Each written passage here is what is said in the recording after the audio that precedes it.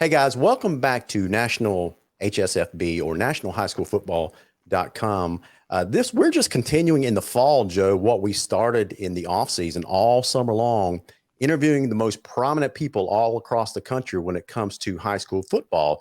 We've started out with head coaches. Now we're branching out to, I guess, very popular media personality, including tonight's guest, which is Todd Holcomb, the editor of Georgia High School Football Daily. Todd, welcome to the broadcast, man. Hey, thanks. That's a nice introduction. I appreciate it.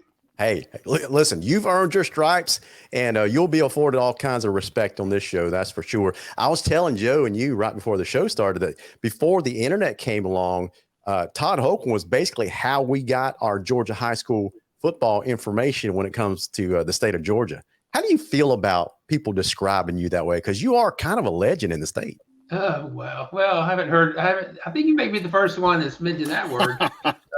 But it is a lot of fun. It was never something that I anticipated that it would become my niche. I mean, I've always liked high school sports, but it really started. Back in the '90s, I was working for the AJC, and that was kind of the last of the era of the metropolitan big newspapers covering events. The AJC would send people to all the SEC football games every Saturday. They would go to all the, most of the PGA Tour golf tournaments and NASCAR events. I mean, you'd cover these events. I went to the U.S. Open in New York for tennis and all that, and that just suddenly went away. And all of a sudden, the newspapers were deciding, well, what we can't afford to send people all these places because the internet already sort of has it covered. It's just a waste of time. Where can you gain ground? And it was high school sports, and that was something I was thinking, wow, I'd like to do that. A lot of people view it as kind of a stepping stone, to do something bigger and better. But I've never really viewed it that way. I mean, I've just always thought, it's just new every season, and new teams play. People go through quicker in high school football, than they do in college and NFL. It's just, I don't know, it's just fun. It's I don't know, kind of like that thing in Field of Dreams where they're talking about it. You can count time on high school football, baseball, but high school football as well. It's just the same thing. Exactly right. Hey, listen, when it comes to football coverage in the state of Georgia, high school football coverage, I think between you and what Lauren Maxwell does, you guys got it all covered. You guys are probably run a very, very sophisticated organization, the way you guys collect data. So with that said, Joe, why don't you kick us off with the first question for Todd? Yeah, and I want to thank Todd because when I first started my company, I think the first game I ever promoted in the state of Georgia was in 2018. We had Bergen Catholic come down and play Grayson in a doubleheader event along with Deerfield Beach and Buford.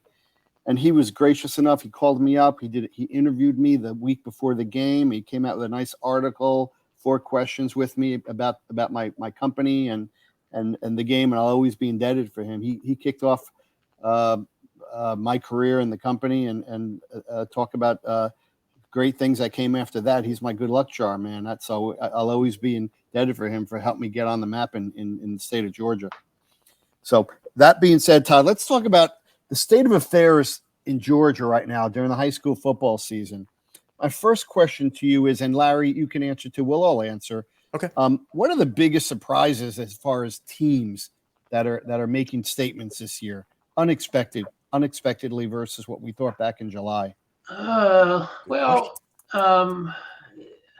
The teams that I might mention, I mean, you could talk about just real Cinderellas, teams that have made the rankings for the first time in years, like a Loganville. They're undefeated. They're 7-0 for the first time since 1971. So there's a lot of stories like that. Hebron Christian's a little private school in Gwinnett County. They had a big offseason hire. They hired Eagles Landing Christian's coach, Jonathan Guest, who'd won 6 state titles. All of a sudden, they're 6-0. They beat Oconee County last week. That was the first time they ever beaten a top 5 team. So, you got a handful of those kind of guys out there. And then there's also just programs that are well known that have just they're having pretty good seasons that maybe are a little better than you thought. One is Carrollton. I mean, that's going to be a team. Well, they've got their quarterback, Julian Lewis. Some think he may be the best freshman quarterback in the country. He's leading the state in passing as a freshman. Carrollton is 6-0 or 5-0, 5 or 6-0. and maybe 7-0. But they're in the top 10 in the highest class. They were playing 6A the year before, and always pretty good. But I mean, they're going to be one of those national programs, playing those kind of games if they want to, because of some of the players they got. So that they're a big story because they weren't in the top 10 in preseason. Valdosta's another one. I mean, Valdosta's undefeated. I think they're ranked 5th. I would have never imagined that. They may be favored against Lowndes. You can tell me there, Hey, but be careful, Todd. Those are fighting words for Lowndes. Listen, as a Lowndes guy this week, we're accepting the underdog role. That's fine with us. Right, but Valdosta, think about this. 2 seasons ago, they had to forfeit all their games, a big recruiting scandal. Yeah. And then last year, they weren't even eligible for playoffs, had a losing record. And and then even this year, they had a player that transferred in and was declared ineligible. Gabe Harris, who's going to Georgia. So it didn't really add up to them, being this good. And they're undefeated. I don't know how well they'll do, but in the end. But I mean, they're in the top 10 from now. So that's pretty neat. Hey, Todd, from an out-of-state perspective, some of the teams I had on my list, let me know if you agree with me. I had Valdosta, so we match up there. But Mill Creek and Walton, did you think all along they were going to be as good as they're doing right now? Actually, I think they were both in top 10 in preseason. But I think they're probably both a little better than at least they've certainly validated it. I mean, Mill Creek is always pretty good. I mean, they're not super well known nationally because they've never, broken through and won a state title. But they've had good players come through there, and they've always been sort of knocking on the door. And then of course they have Caleb Downs now, the best player in the state, and they're looking pretty strong. I think we've got them ranked 2 or 3 in the class, and they're deserving of national rankings for sure. And then Walton, I kind of thought they would be pretty good. They have a really good quarterback who I don't think people knew a lot about. Peklinski, I believe is his name, who was playing maybe half the time last season, and he's getting. I think he threw for like 400 yards and 6 touchdowns last week in a 51-49 game, and they're pretty good. They have a defensive. I guess he's a linebacker, Ashton Woods, who's the brother of Dominic Blaylock, who's at Georgia, and he's a really good defensive player. So I thought they'd be a top 10 team. Let me ask you along the lines of what Joe's talking about, surprises. A couple of programs closer to our area down here, they're well-known programs, so this is not going to catch you by surprise. But what has surprised me this year is how well both these programs are doing with first-year head coaches. One is Thomas County Central. Their story going from 4A jumping all the way to 6A. Justin Rogers, first-year head coach, he's got that program humming at 6-0. Colquitt, I can't remember. Colquitt can win it, I think. I mean, and they're still kind of young, aren't they? I mean, their quarterback Fan. I think he's maybe. Well, this is Thomas County Central.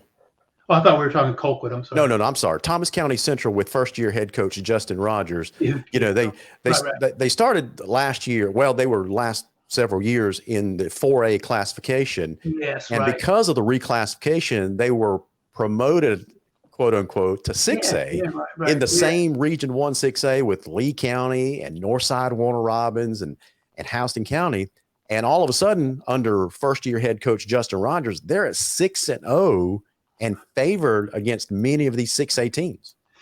Yeah, I mean, it's interesting to me how a lot of times you have these first-year coaches who this year, I mean, I wish I'd made a little list before we started talking. There's just a number of these first-year coaches in Georgia that are doing. How about like Gainesville, right?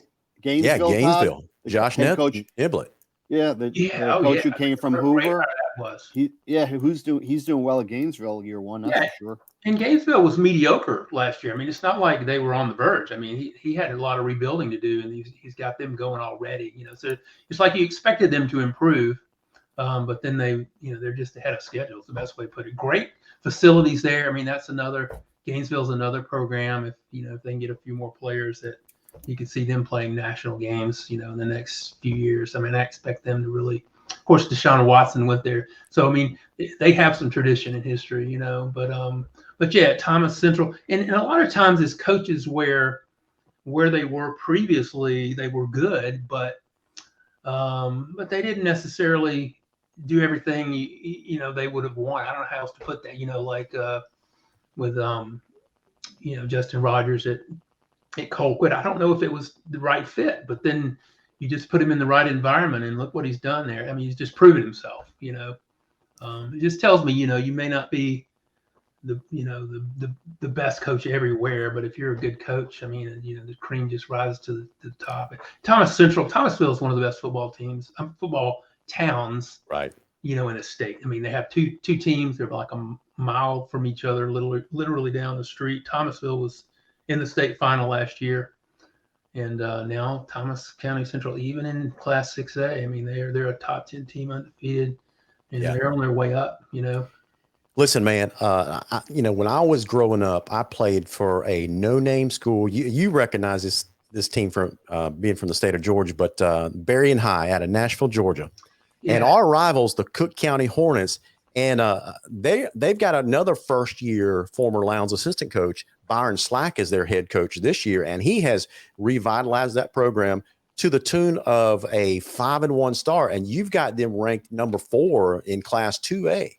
Yeah, they beat Brooks County, earlier on, and I think that's what sort of launched them. But yeah, they're good, and they've on and off they've had good teams. Cook's I think they're a state championship contender. They've just have a really good running back. Can't think of his name, but he's on our leaderboard, and so they're just a tough running team for the most part, and just kind of get it done. Absolutely. So what's some of your big disappointments across the state this year? Well, first of all, I don't know. Well, see, I would say Warner Robins is a little disappointing. Yeah. I mean, they've been in 5 straight. That was number 1 on my list, Todd. Yeah, for sure. I mean, it's really incredible to make the state finals 5 straight years in Georgia in a high class like that in 5A, and they won the last 2. Could have easily won a couple more. Yeah. And then now I think they're 2-4. And now keep in mind they've played a tough schedule, so they're still a good team, and they're going to make the playoffs. And you don't want to play them, I mean, I can still see them making the quarters, but they're showing no indication that they're going to get back to the final. They can't score points. And their offensive coordinator, Jeremy Edwards, went to Houston County, and Houston County is like 6-1, and they were leading the state in at least 5 or 6A in scoring for a while. And maybe they miss him, but a lot of times it's just, if you just don't, you got to have what's the word now? Dudes. They call them dudes. They used to call them cats for a while, but then you got to have the dudes. The dudes. You can't put a point. You're right. I've heard that a lot nowadays. Yeah. Hey, I'm going to throw out a team here, and they're having a pretty good season, but I was disappointed because I thought this was a year they would get by Colquitt County. But Lee County, I had real high expectations for them. I still think they're going to do well. I think they're going to battle with Hughes going forward for that championship. But this was the year I thought they were gonna beat Colquitt and be undefeated at this time. That's the only blemish on their record. But I'm real tight with Coach Fabrizio, and he knows I have high expectations for him in that team. But so I was personally kind of disappointed in that game. Yeah, Coach Fabrizio, he's the best. He's very media friendly, and so I like him. And I think they're going to be fine. I think it wouldn't surprise me if they're, still win a state title. I don't think they're the favorite in 6A. I think it's Hughes. But I think that had more to do with Colquitt. Right. I didn't necessarily think this was a better team than Lee ordinarily has. I didn't think this was like the year, but they're always right there. And I think that running back is so good. Tremendous. Yeah. Big power, strong running back. I think he got a recent offer from Georgia. So he's going to be pretty tough. And also they don't mind feeding the ball, in Lee County if you got to, and they don't mind passing either if they have that kind of talent. But I guess my point is, he's going to finish in the top 5 all-time rushing in Georgia because he ran for 1,600 as a freshman. He's tough. Hey, what about this team? This was another disappointment, Larry. You ever heard of this team? They lost to this team that's been around for a long time, very reputable and nationally relevant. Lost to a team called East Coweta a couple of weeks ago. East Coweta, how do you say that? Coweta. Yes, Coweta. Now, if you're from that area, if you were old school from that area, you might pronounce it East Coweta. Yeah, but either one. That was a little disappointing loss to me, Larry. How about you? Do I really have to answer that question? Yeah, man. Listen, I can tell you that was a shock to the system, not just to the program itself. I mean, I was at that game. Kids were so disappointed. Coaches were disappointed. Our community was disappointed. Todd, you know that Lowndes, we, as well as Valdosta, we live and die on our football teams down here. Heck, we talk about them year round. And so going up there favored in that game by 17 or so, something like that, and then losing the way we did. Coach Grage would be the first to tell you that it was basically just didn't play well. He calls it there was an effort problem in that game. And so, I'm going to spin this into a positive, Joe, right? I know what you're going to say too. Yeah. And so what? You're going to say 1 week later, that game happened. The light bulb went off and we beat Grayson when we weren't supposed to, when we were the underdogs. Yeah. So Todd, I'm going to throw this question out to you. Speaking of the Lowndes Grayson game, that win by Lowndes, did you see that coming? Could it be ranked as one of the biggest wins of the year? Yeah, for sure. Because especially after Lowndes lost to East Coweta. By the way, Joe, there was a movie about 30, 40 years ago starring Andy Griffith called Murder in Coweta County. And I think it kind of foretold this thing that was going to happen to Lowndes. Touche. Anyway, I won't get off on that. But I mean, East Coweta is a pretty good team. They're not like a terrible team. I mean, they make the playoffs a lot, well coached. I mean, they're actually a good program. They're just not, typically constantly in the top 10, but they're good. So that wasn't terrible. It can happen on the road. And then, but I think they, redeemed themselves beating Grayson. I mean, I didn't see that at all. Grayson's terrific. I thought Grayson might be the best team in the state this year. And so they might be a little bit of a disappointment, although they're still young and I expect they'll bounce back. So Grayson's one of those teams that doesn't really matter what they do in the regular season, because in the playoffs, they're going to start winning games, but that was a great win for Lowndes. I mean, that made me think. In fact, I think more of Lowndes now than I did in preseason. Guys, I'm going to tell you that victory outweighs that loss. Yeah, that win has basically rejuvenated this not just program but the community. There is so much excitement around the Lowndes program heading into this Wintersville Classic. I mean, truth be told, Valdosta was probably going to be a heavy favorite going into this game after that East Coweta loss, and now they're probably still going to be a favorite, but it's giving people pause. It's like, is this the real Lowndes program? Even with their young dudes, have they flipped the switch and now they're going to be the Lowndes of old? That's the big question now. Yeah, and I mean, I think too, the big advantage that Lowndes has is they've played these two games. Yeah. And Valdosta has really not played anybody quite like that. Yeah. And with high school teams, you really, because there's so much turnover, they're so young, you need to find out how good you are and where your weaknesses are, and you can't find that out unless you play a tough schedule. So Lowndes probably knows itself better than Valdosta does. Sure. Hey, Todd, the beginning of the year, I brought up American Heritage to play Lowndes. American Heritage won. I know that experience helped the coaches find some flaws. And, I think when they play Valdosta, you're not going to see the same flaws that you did against American Heritage. I think I have Lowndes winning the game purely because their strength of schedule is more than double Valdosta right now. They played tougher teams from week 1 until next weekend. Yeah, I agree with that. I mean, I would probably favor Lowndes too, to be honest. I mean, unless Valdosta, they got a really good defensive line, unless they just shut them down, because Lowndes, they have an experienced quarterback, and although he's talented from what I understand, but unless they're just able to stuff them, I think that the experience is going to be a big edge for Lowndes. Yeah, absolutely. So, speaking of the Lowndes and Valdosta game, let's talk about, let me pick your brain about rivalries across the state. You've been around long enough to see, or at least observe, a lot of different rivalries. What's your top picks? I know the Wintersville Classic is a given, but what are some of your favorite rivalries around the state? Let's see. I would say that, I mean, they kind of ebb and flow a little bit. Yeah. But I would think the one that doesn't ebb too much that I always liked is Warner Robins and Northside. Yeah. And I think Northside's starting to build back, and of course that they played already, but yeah, that's a great one. Year in, year out. And then Valdosta Lowndes. I mean, I hope my concern with that one is that with some of the stuff that's gone on recently with that program and changing coaches and having some controversy and splitting the community about the direction of the football program, that and with Lowndes winning it, so many times lately that it may lose steam. And so I really hope that Shelton Felton, who's a very good high school coach, I mean, I hope that he can take advantage of this momentum they have and just bring it back, because it's a super rivalry. I mean, it's the best, really. It's the oldest, the most historic. It should be the best, and I hope it. Hey, Todd, are there rival? You just mentioned the two games are South Georgia. Are there any really good rivalries up in the greater metro Atlanta area? That's a good question. Talk about.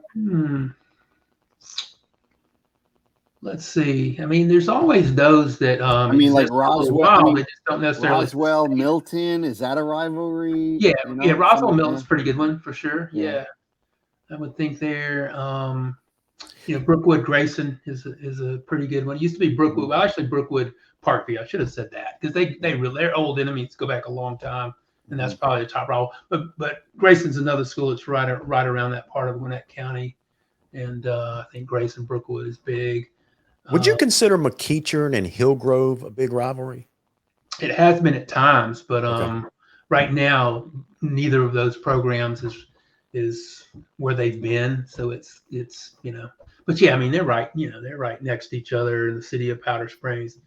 Certainly have a lot of tradition of being good over the years, but it's just they've kind of flickered out a little bit. But hopefully that one will bounce back.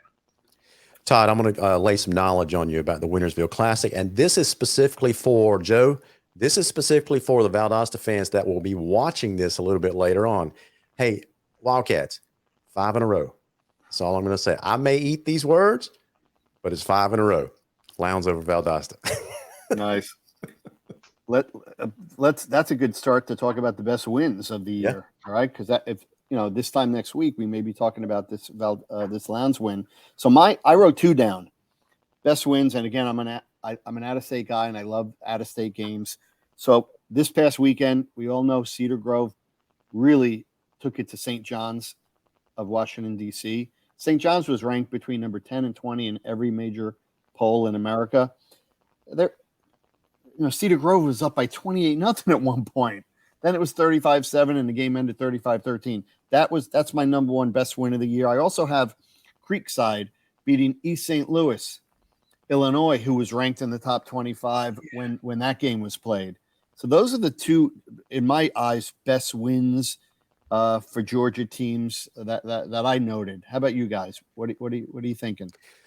Well, 2 of my biggest were Cook County beating Brooks County, and then the very following week, Cook County beating another number 1 in Clinch County. And that's probably what got your attention, Todd. Yeah, which one? I'm sorry. Cook County beating Brooks County, and then following the very next week, they went over to Homerville and beat number 1 Clinch County. Yeah, right. Yeah, I mean, at first I thought, well, maybe Brooks County is not quite. They were the champions last year in Class A Public, but that's the only game they've lost, and they've been playing well. So yeah, Cook's legit, and yeah, I mean, out of the gate, you're talking about big wins. Out of the gate, I don't know what they look like now, but I thought the fact that Buford just blew out Thompson and Mallard Creek. Now I know those 2 schools are not, well, Thompson at that time, Thompson was preseason number 1 in Bama. They're not anymore. They're more like 3 or 4 or maybe even 5. Still, that was a huge win. That was a great win at the Freedom Bowl. We saw them firsthand. Yeah, that's a good one too. And again, we already talked about it. The Lowndes win over Grayson has to be in this category too. And I thought Colquitt, beating Lee County was. I mean, I think Colquitt County, on paper, they look like they could be pretty good this year, but they had a new coach, and then I think they did they lose in the first round last year, so it looked like they may. Not, in preseason, I put them high, and I was wondering whether they could stick and help. But they've proven. They also beat Cedar Grove, and they beat them, pretty handily. so that, Cedar Grove before would, you would think, well, they're a good team, but they're 3A. But then when they step out, they've beaten two other Class 7A teams. They beat Westlake and I forget the other one they beat, but and then of course they lost to Mill Creek and Colquitt. So, but yeah, that's a good win as well. So I think Colquitt's looked pretty good this year. Guys, let me ask both of you this question about Buford. As long as we're talking about Buford, Buford has this reputation, and it's well earned, about being a football powerhouse with all the D1 athletes they have. This year they're in Class 7A, the highest class in Georgia. And although they're 6-0 right now, two of their wins were closer margins than I expected. They had a 21-14 win over North Cobb, a 14-0 win over Marietta. I think both of those should have been much bigger. Is it a indication there's a chink in the Buford armor, or was it just a poor night? I don't know. Great question. I think time will tell there, because Buford has done this before, where a couple of years ago they lost to Clark Central, in the first region loss in 10 years or something like that, and then they just went on and won the state title anyway. And they'll just kind of play like that sometimes. And then a lot of times it looks like they can't pass the ball. Like that's been somewhat of the issue. I mean, they've got a quarterback, Whitkey's going to, I think, West Virginia or Virginia Tech, somewhere up there. So he's, highly recruited, and they got a 5-star wide receiver. He's mostly a defensive back, Bolden. But, you would think they'd pass better, and then they just don't. They end up kind of depending on the run. And that's so basically they were in these two low-scoring games that they pulled out. They beat Marietta, beat North Cobb. Had to beat North Cobb with a touchdown in the last minute, with Justice Haynes running it in. But it seems like when they have to, they will, just find that gear. Like they've had these comeback wins in the state championship game 2 or 3 years in a row, where all of a sudden we got to pass, and their quarterback just starts, just hitting, and they go down the field. The receivers look great. So I don't know. I guess I just feel like it didn't box Buford. It's just Buford. Right. Like last year, I brought Chaminade Madonna down from Hollywood, Florida. Was a great defensive battle. The final score was 7-0. Then Buford goes on to win it all. So that's another example of what you just talked about. Yeah, it's a great example. Yeah, but sometimes they just can't get their offense going, but their defense is always there. And when it counts, all of a sudden they will just go on an 80-yard drive. So let's talk about Larry, if you don't mind. Let's start talking about the best games left. I mean, what we were just talking about it in 2 weeks. Mill Creek at Buford. That's going to say a lot. In my poll that I have right now, I have Buford number 12. I have Langston Hughes 13. I have Mill Creek 23, Colquitt 24, Cedar Grove 25. I have two little pods going because, we know it's all going to shake out in the end because a lot of these teams are going to play each other. In 2 weeks, we're going to know how good Buford is. If they handily beat Mill Creek, we're going to know. And then if Mill Creek handily beats them, there's going to be a lot of shuffling going on in the top 25. Yeah, there should be. That's definitely the biggest game remaining in Georgia in the regular season. I mean, those two teams stand out by far. And I'm eager to see that. I really don't know what's going to happen because, really, Mill Creek has played better. Well, I don't know. In some ways, they've played better than I expected them to, whereas Buford is, they still need to kind of prove against these Georgia teams that they're really deserving of that one rank. And also, Mill Creek scoring a ton of points. Mill Creek historically is a defensive-minded team, but they've been averaging close to 50 a game, and Buford is the opposite. So you're going to have that difference in, strengths, I guess. And down south, the two of my top games left between now and the end of the season. Obviously, this weekend with Valdosta at Lowndes, and then 2 weeks after that, Lowndes plays at Colquitt. Yeah, right. Yeah, those three teams. They're definitely going to decide the old. And then 2 weeks after that, Colquitt goes to Valdosta. So they're all intertwined in the last coming 3 to 4 weeks. Yeah, and also in South Georgia, I think we were talking about Thomas County Central earlier. They're in the same region with Lee County, so they'll go at each other. And you were talking about Cook before. They're in the same region with the defending champions of 2A, which is Fitzgerald, and also in South Georgia. we were talking about rivalries. Okay, in recent years, this is not a long historical rivalry, but just in the last 6 or 7 years, there's really nothing better than Brooks County and Irwin County. If you're talking about Class A football, they're in the same region again. They've played each other for the state title about 3 times. They'll have to go at it as well, and the winner of that may be the favorite in Class A Division One. How about Parkview Grayson? Is that one to watch out for? That's on November 4th.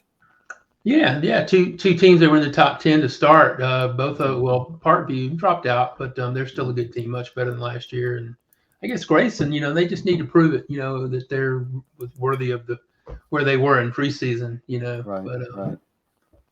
Yeah, guys, I think both of you touched on a couple of the games that I had highlighted. One of them was Thomas County Central versus Lee County. For some reason, that game intrigues me so much, especially after what Thomas County Central and Justin Rogers has been able to do this year. The other one, both of you have named a couple of games that was on my list, but to me, the big mystery of Region 1 7A still remains, because all these teams have either first or second year head coaches. Colquitt is nationally ranked, highly ranked in the state. You got Lowndes looks like they're in a resurgence. Valdosta is definitely in a resurgence. They're trying to regain the respect that they had kind of lost last year. Camden County with Jeff Herron down there, his second year back, running that wing T. Can it work at the highest classification? There's so much intrigue in Region 1 7A, which play starts this week after week after week throughout the rest of the season. Every single week is going to be another marquee matchup in Region 1 7A. Don't you think, Todd? Yeah, I just have a tough time thinking that Camden County or any team coached by Jeff Herron is going to get swept, even though he's going to be a clear underdog against Valdosta, Colquitt, Lowndes. But, man, he can coach him. He's probably the most well-respected coach in the state. That's right. It's always a great region. I don't know if people understand that nationally. It's really the only region in the state that is constantly about, those same few teams that it's the most famous region. It was put that way. I mean, even going back to the 50s when it first started, so. Well, there's one other matchup that's really on my radar this year, and that is out of, I think it's Region 1 5A. And that's between the Ware County Gators and the Coffee County Trojans. So you got Ware County, everybody thought they were going to, in the offseason anyway, Joe, everybody thought they were going to be down this year. But lo and behold, they had a hot shot transfer quarterback, came in, revitalized their offense, because they had a lot of returning kids on the offense, but they were missing their star quarterback who went to University of Central Florida in Thomas Castellanos. And they're going to be taking on the Coffee County Trojans under first-year head coach Mike Coe, who comes from vaunted Madison County, Florida. He's won 3 state championships down there, got those Trojans on a roll. So I'm looking forward to that game at the very last end of the season this year. Well, I'm looking forward to just seeing how 5A is going to play out. That is probably the most unpredictable, class, and it's a pretty high class. And that's because, Warner Robins is kind of, that was the preseason favorite, and they're not considered a top contender at the moment. So somebody, in fact, emailed me just before we went on the air saying, why do you have Ware County number 1? Because they don't. A lot of teams better than them. And my question was, well, who? I mean, it's just a bunch of, there's 10 teams there that are all just like similar credentials, and but they haven't lost. I think his complaint was they had too many close games. Well, they played good teams like Benedictine, they won. Well, it was close, so fine, they won. But, a lot of fans care too much about margin of victory. And win's a win. I'm sorry, at the highest level, whether you win by 4 or 40, I'm sorry, it's a win's a win. And I speak to a lot of the major pollsters now that I'm one of them. I speak with Jeff Fisher and Zach from Max Preps all the time, and they, as long as the team wins, man, the team's staying where they are. That they couldn't care two hoots about a margin of victory, and I'm learning from them that doesn't matter either. Yeah. Well, also when you talk about national polls too, a lot of these teams nationally what is it like for East St. Louis to come to Georgia? That's not, it's not like, Kansas State coming to play Florida or whatever. I mean, that's a big deal for a high school team. It's hard to project how a high school team is going to handle that. So I don't know that it should count that much against them if they get in a Yeah. close game or, Yeah. Hey, Todd, this past weekend, I sent our number one team in America, St. Francis, to Hawaii. Okay. So they played the best team in Hawaii, Kahuku. And, they won 22-15, but it wasn't that easy of a game. Number one, Kahuku's a really good team. Number two, the game was played from 1:30 in the morning to 4:30 in the morning, their body clock time. And people are wondering what, you should drop them. They only won by 8 or 7, whatever. Come on, a win's a win. And Kahuku had won 60 of the last 61 games at home. You gotta give St. Francis credit for going all that way, playing in that time zone and beating them for the second time in 62 games at their home field. Especially if You can't drop a team for that. Especially if they went on the road, Yes, exactly. So, and that's why you have to give Cedar. That's another big deal about that Cedar Grove win. Yeah. I mean, they go on the road and do that. Going to DC, it's not like I believe they busted DC. They didn't fly. They busted. That's not an easy trip. Guys, I'm going to put something on the screen that's going to pertain to both of you, and I'm going to ask both of you to provide some commentary on this. Todd, you'll be able to see what I'm talking about here. All right, so this is your website, GeorgiaHighSchoolFootballDaily.com, and over on the far right hand side of the screen, Joe, the National HSFB.com rankings as far as Georgia teams goes is prominently displayed on there as well.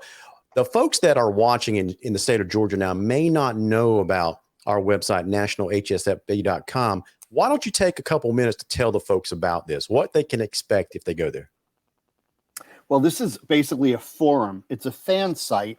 We have fans from all over America, literally from Seattle to Key West, all rabid, very knowledgeable and passionate high school football fans. And we just talk high school football like we're doing right now. We talk this week that the most frequented posts right now are the Lowndes Valdosta one. We also have a huge game. Most pollsters have Mater Dei and St. John Bosco at number 1 and 2 or 2 and 1. They play Friday night. So one of those teams is going to have a loss after this weekend. So it's great. I mean, if you're a passionate high school football fan and you want to either, promote your own state or learn about other states, there's only one place to go. And it's high school football 24/7, 365. Yep. There's no political side to it. If somebody posts something about NFL or college, I'll delete it. It's high school football only for 24/7, 365. So it's a great site. And to complement the site, we came out with our own poll. And we're blessed, man. And people like Jeff Fisher is including it on his composite poll now. We got Todd that is including it on his site. And just so you know, Larry, this hasn't been updated yet. There are 5 Georgia teams now listed. We have Buford at 12, Hughes at 13, and in a cluster at the bottom 3, we have Mill Creek 23, Colquitt 24, and Cedar Grove 25. Wow. So when he updates his website, you're going to see under nationalhighschoolfootball.com there'll be 5 Georgia teams, and I think only one state has more. I think Florida has 6. Excellent. Now, Todd, this is housed on your website, GeorgiaHighSchoolFootballDaily.com. This is a big ordeal. If you're a high school football fan in the state of Georgia, you probably already get Todd's email Todd, I'll be honest with you, man. Football season doesn't start for me until I get that first email in August from Georgia High School Football Daily. Why don't you tell us, where did this brainchild come from? How did it start, and how's it grown to this day? Well, yeah. So, you're looking at our website. We've actually only had a website for a couple of 3 years. And mainly because our product really is our newsletter, which is an e-newsletter that we email to people. And I got the idea from when I used to cover tennis for the AJC. There was a guy who had a tennis newsletter that he used to, he had a great following. And I never heard of the idea of just a newsletter because, newspapers have declined because of the cost of newsprint and delivery. And so I thought, well, let's just take that away, just email it, And so the newsletter looks kind of like a newspaper. So you just get it in the morning. You don't have to click on a bunch of links. You just scroll down and read everything. And, we have a ton of stuff every day. I mean, I think one of the best things we do or that people like is just the amount of content we can give you every single day. Yeah. And it's quality stuff, and it's, we're veteran journalists, so it's, I think it's professionally done. So I think anybody, if you like high school football in Georgia, you should know about it and get it. And, Absolutely, man. And it really wasn't necessarily a great idea at first, because we weren't business people, so we didn't really understand how we could make money from it. And the AJC contracted me and my co-editor, co-founder, which is Chip Say, and so we still work as contractors for them, and that kept us, we were able to make enough money until now we can. We're doing pretty good with other revenue streams, which we just have a lot of great sponsors and advertisers. So, but yeah, and the other thing too, I'll mention, you mentioned Lauren Maxwell before. I just wanted to give him a plug. So Lauren Maxwell was the founder of the Georgia High School Football Historians Association. That's a separate website.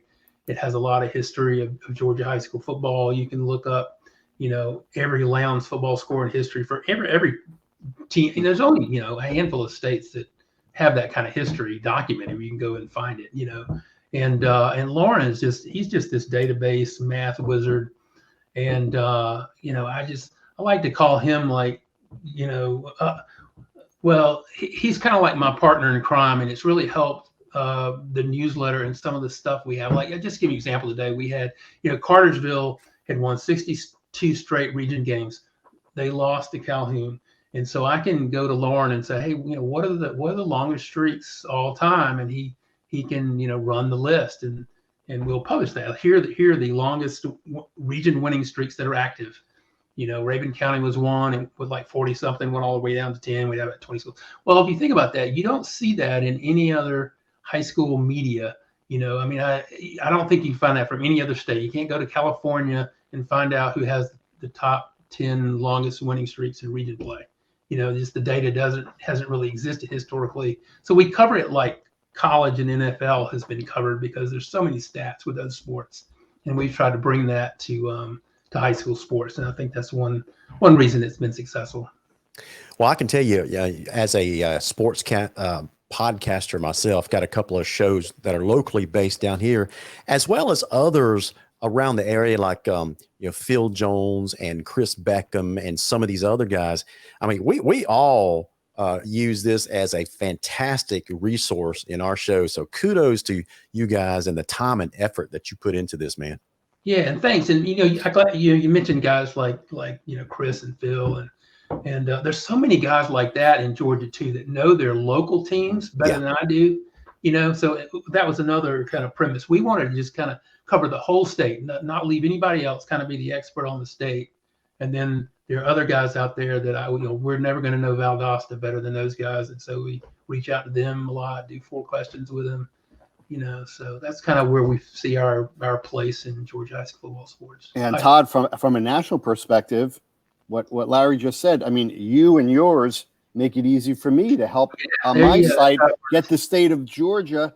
We all know it's the top 5 high school football state in America, but now we could tell our passionate fans and forum goers why they are, and with the proof, because we learned from everything that you and yours put out. Yep. Hey, Joe, I only have one final question for Todd. It's a big one, though. I've been saving the best for last. Well, let me go first. Okay. All right, go ahead. So, Todd, every year I come down to Georgia and I buy a suite, and I entertain all my closest friends in a suite, and we watch the football championships over 2 days. So, off the top of your head, nobody's gonna hold you to it. Just for like the top 3 classes, 5, 6, 7, who do you think is going to make it to the final game in each one of those? I haven't looked at the bracket, so I don't know how they're going to. No, but just in general, who do you think the 2 best teams are? Okay. Well, I guess in the highest class, I guess I have to play it safe and say, well, I'm going to say Colquitt and Buford. Okay, how about that? That's a safe pick. Yeah. Yep. Okay. And then in 6, Hughes. We didn't talk about Hughes a lot. We could, man. They're really good. They're good. I think they're a level above all these other teams in 6A. And I would never bet against Lee County in the playoff. They're always marching toward the final. And then in 5A, wow, that's wild. I mean, that's just totally wide open. I mean, I don't know. Calhoun. I mean, they just came off a good win. Yeah. I guess, and I'll go with Ware. Sure. But Where in Calhoun? That's a good pick. Chances are, whoever I say is not going to make it. That's completely wide open. Well, I hope Colquitt doesn't make it and Lowndes does. Yeah. But here's my question, kind of related to the state title game. I think it broke today. You may have written it. I can't remember who wrote it. You're going to say, yep. Is it for sure that the state title game is moving back to Mercedes-Benz? It's not for sure, but I think that's what's going to happen. I'll just put it that way. But Georgia High School Association has not made an official announcement about that, and they don't want to comment because they're still, working out possible details and also, talking to Georgia State as well. Georgia State will hold it this year. If I just had to predict, though, I feel very solid about that's just the direction it's going. So I think it's 90% chance it's going to be in Mercedes-Benz next year. Definitely a fan favorite, that's for sure. Definitely, yeah. I've only been coming down at Georgia State, so I've never experienced that. That'll be cool. I just hope they don't charge more than Georgia State does for my suite, because it's already a pretty penny. So I'm expecting it'll probably be a little more. But the weather will be nicer. That's the best thing for sure. For sure, absolutely. And hopefully the food will be a little nicer too in the suite. Now I'm still old school when it comes to the state title game. In my opinion, it was a better format with the semifinals in the dome and the state championship games at the home stadiums.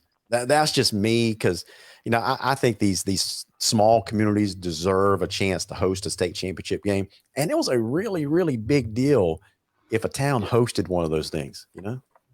Yeah, the only thing logistically is, because back when they used to do that, when they first started doing it, I think there were just 4 classes and then 5. And so you're talking 10. Yeah. So, well, now there would be 16. So you got to find out a way to play 16 games there. So I don't think it's going back to that. But yeah, it's not. I know it's more central. It makes it easier to put all the games on TV. I understand all that, but I'm a little more nostalgic for the good old days when it comes to that.